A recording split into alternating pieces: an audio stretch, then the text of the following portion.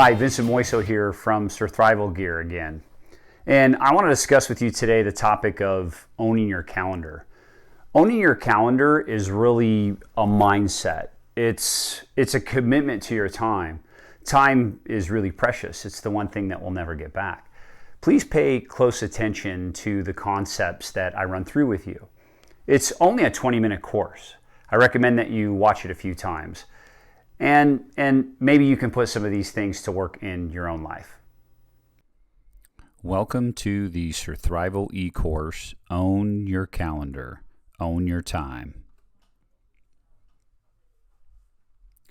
So for the next 20 minutes or so, we're going to focus on this concept of time and, of course, time management. And then what does it mean to put that on your calendar? And certainly what do I mean by own it, right? So we'll spend plenty of time there. And I'll tell you later a little bit more about I choose vanilla, but rest assured that you've got a choice. And then I want to focus on the get to mindset. So I want to share a quote with you, one of my favorites by J.R.R. Tolkien. All we have to decide is what to do with the time that is given us. And I really want that to land because time is that one asset that nobody ever has enough of, right?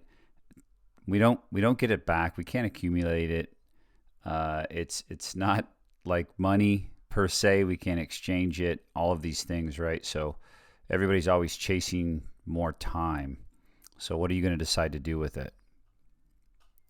So in order for us to really understand this concept of time, I want to define it in a couple of different ways. And first, I'm going to start off with this concept of Newtonian time. It's the time that you know. This is the 24-hour clock. This is the 7-day week, the 30-day month, the 365-day year. So unlike relative time, Newton believed absolute time was imperceptible and could only be understood mathematically.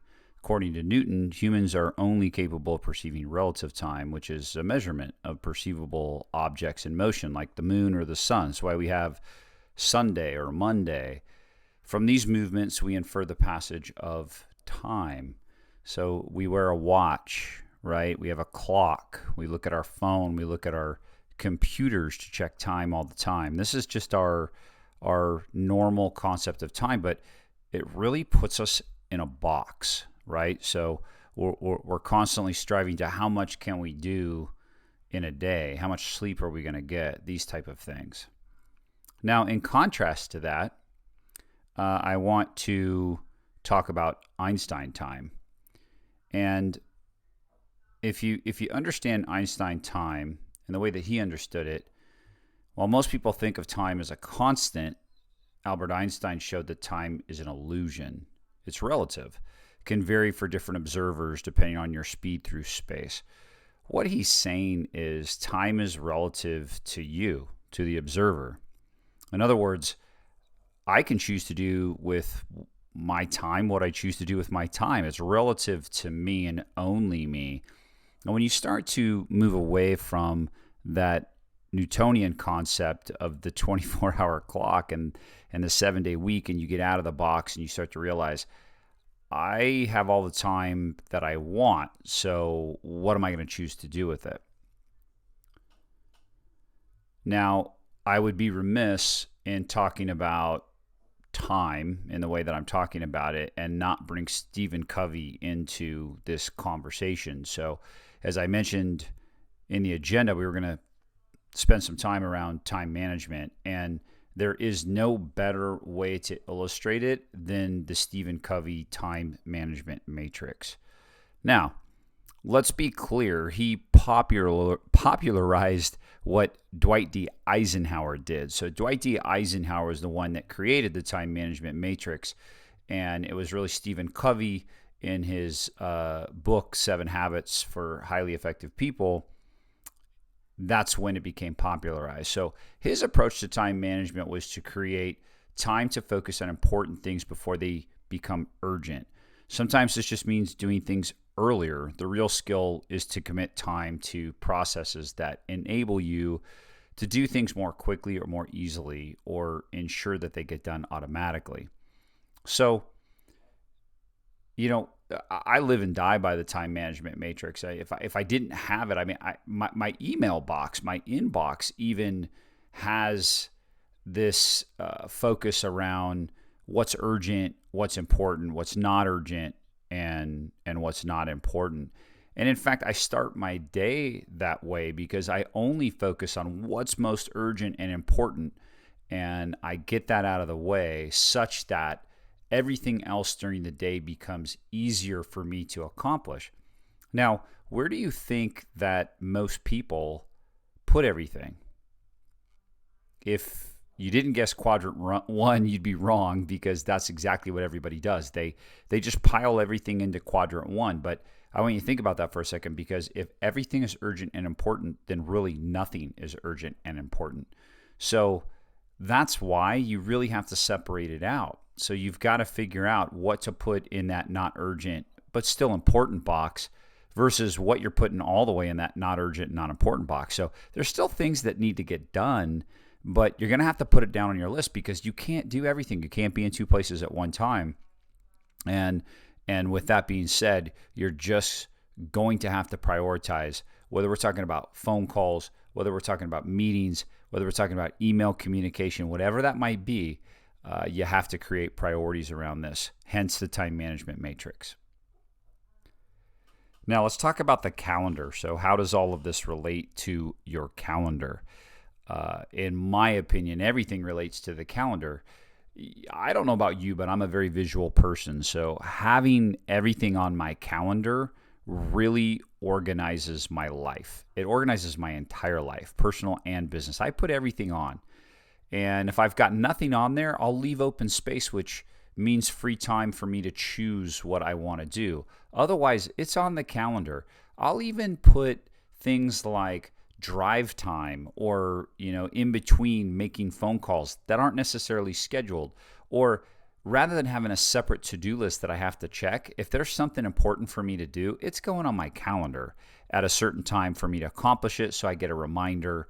And I get that visual constantly. Then I don't have to think. I don't have that mind share of clogging my brain with what's going to go on. What you see here is just an example of my typical calendar. This is black and white, but I tend to color code what certain things are, so it gives me an indication of how that relates to, one of my businesses or a certain part of my business or what that might be. Ironically, what you're looking at is actually a fairly simple week for me. Typically, even a lot of those open slots are wide open that you see here, but I would fill those with phone calls, to-do lists, or other meetings. And from week to week, I build that out, and then as those slots open up, I certainly put other things in there. Now, really important to understand about the calendar, and that's why I'm sticking on this slide for a while. Meetings are important, and to me, when I commit to a meeting with somebody, I don't reschedule it. It's so rare that I reschedule a meeting. I hold everything that I put on my calendar sacred, and I very rarely schedule over it. Now, what I've done is I've changed my language around how I ask for meetings or accept meetings or even say no to meetings. And so rather than saying, hey, do you have time next week?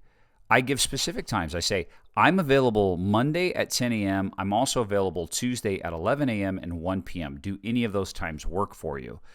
Now, I'm controlling the scenario there. I'm giving the other person options based on my availability on my calendar. When I leave it wide open, then they're going to come back and own the situation and control the situation with what's available to them, which might not be available to me.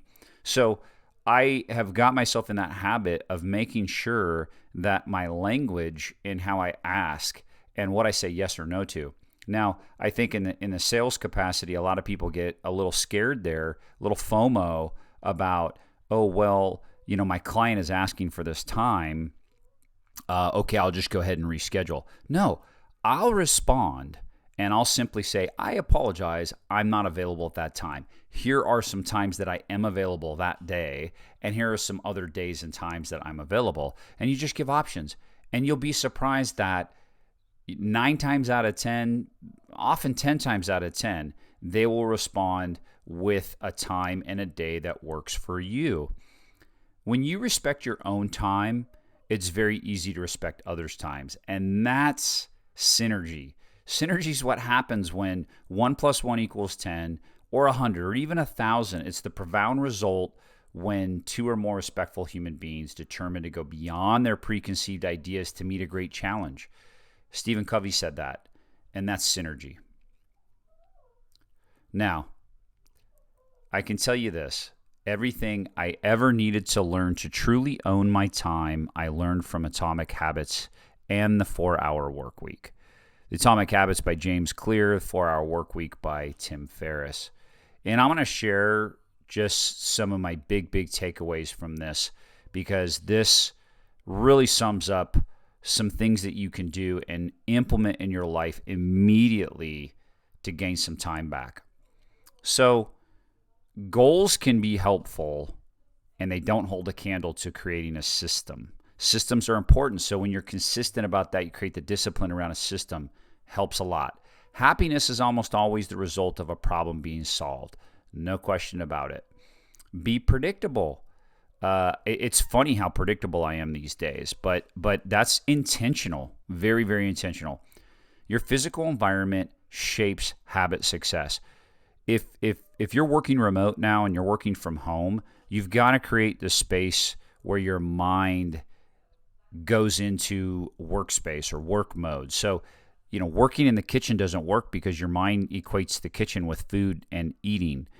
Sitting on the couch where you watch TV doesn't work. You're not going to be productive because your mind shifts to relaxing and watching TV. So create the physical environment. That's super important to habit success. We're a mirror of our closest companions, no doubt. So like those that you surround yourself with, you're most likely to be like them. So surround yourself with people that are like you, like-minded, that want to create habit success. Procrastination often comes in the form of things that feel productive, but are actually time wasters. So, Tim Ferriss asked this question, but I ask my question all the time. Am I being productive or just active? Ask yourself that question. Habit stacking is essential. And it's a sequence of helpful habits that happen one after the other, rinse and repeat. I love those words, rinse and repeat. I use that all the time. Look, habit stack. So an example, a lot of people say, oh, how are you so disciplined? I'm really not that disciplined. I just habit stack. So I get ready the night before to go work out. I put all my stuff out. I don't want to do the walk of shame and have to put all that stuff out. No. And then I commit to my coach that I'm going to be there. So I've made the commitment. I've put all my stuff out. I'm committed. There's no turning back from that. That's habit stacking. So that's a quick example. I highly recommend you pick up on these things. All right. So let's go to the 4-Hour Workweek. So I love the things that Tim Ferriss has to say. His blog is great too, by the way. Subscribe to his blog if you get a chance. But common time wasters or distractors are email. Email, I think, is the worst. FOMO about checking email is ridiculous. It's the most unproductive thing that you can do if you're just checking email all day. Most of the time, the high percentage, 75% of the email that you get is really not all that important and urgent.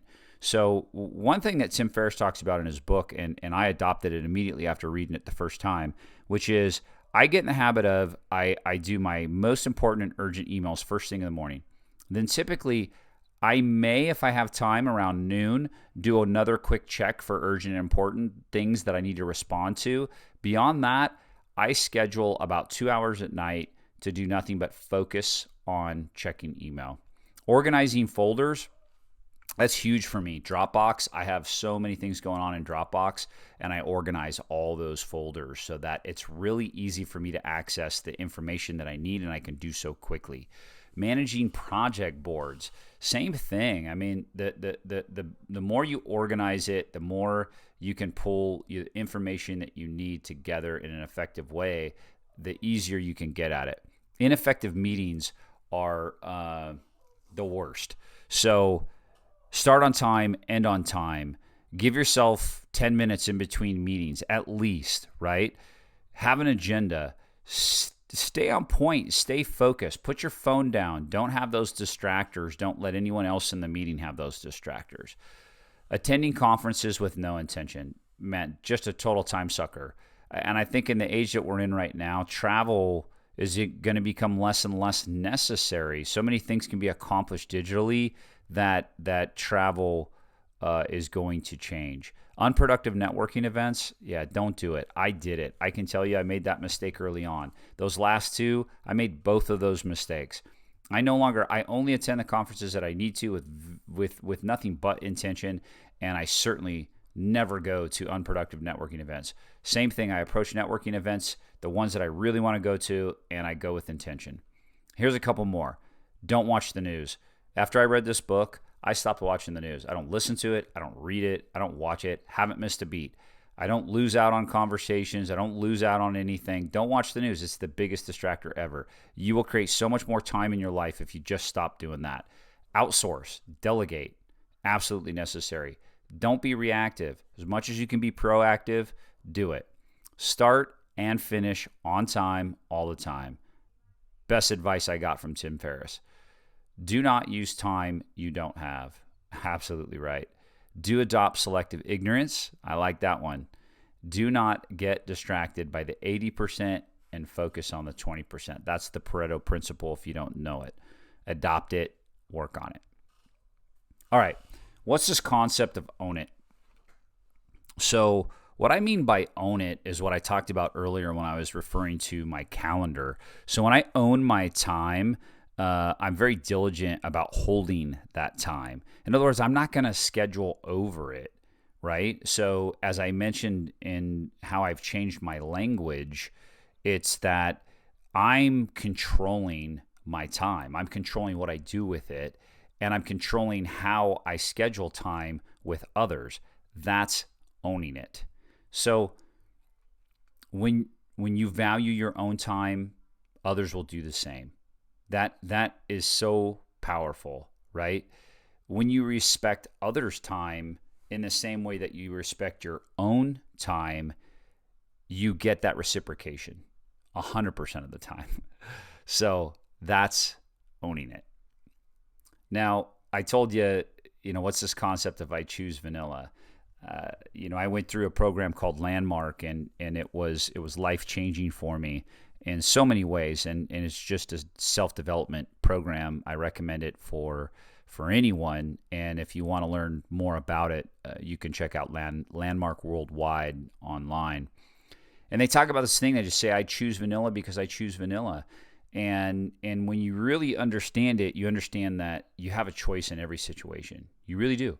And it's funny, I've removed it from my language, but there were many instances in my life where I said, well, I didn't have a choice. Oh, I was forced to do this. No, not at all. I had a choice in every situation. I choose vanilla because I choose vanilla. So your time is your choice, right?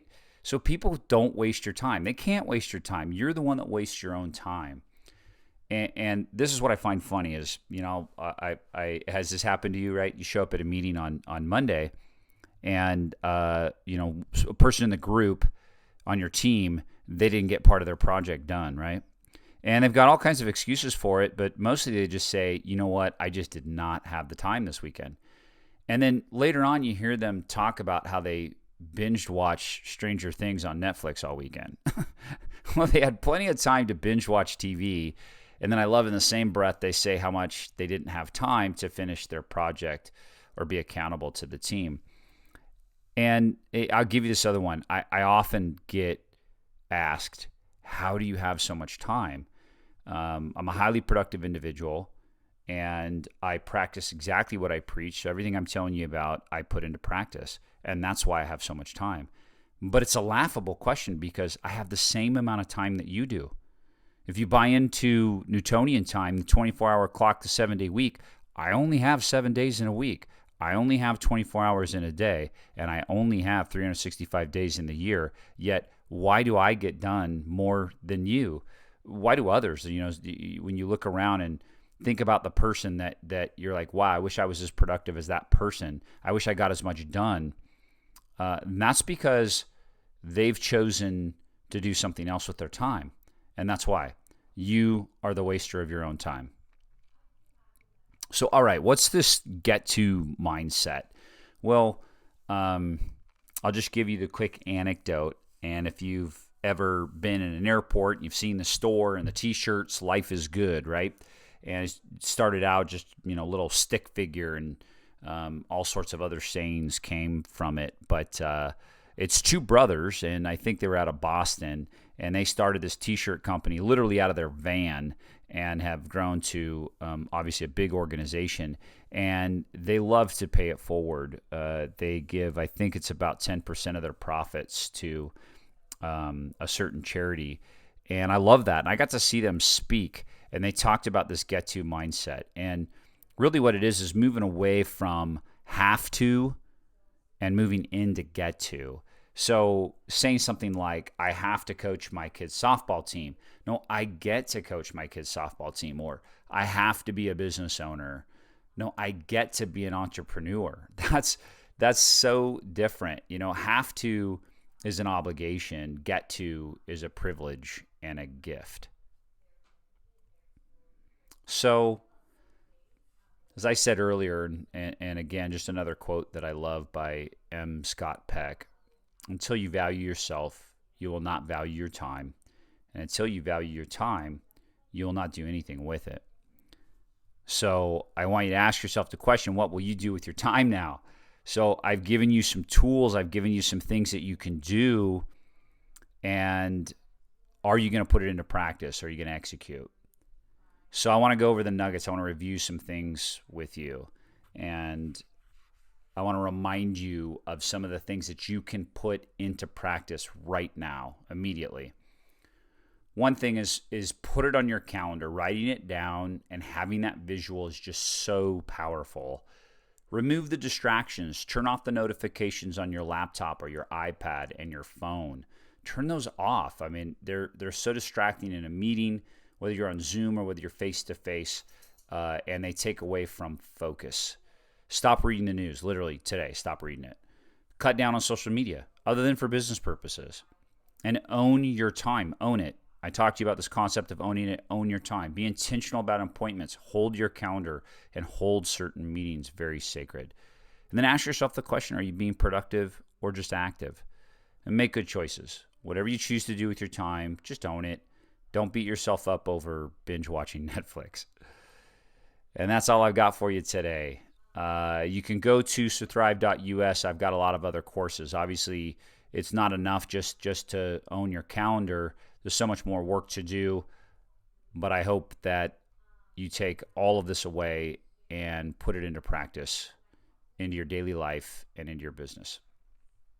I really hope you enjoyed this short e-course on owning your calendar. If you take one thing to heart, it's at least to understand that time is relative to you. It's your time, so choose wisely.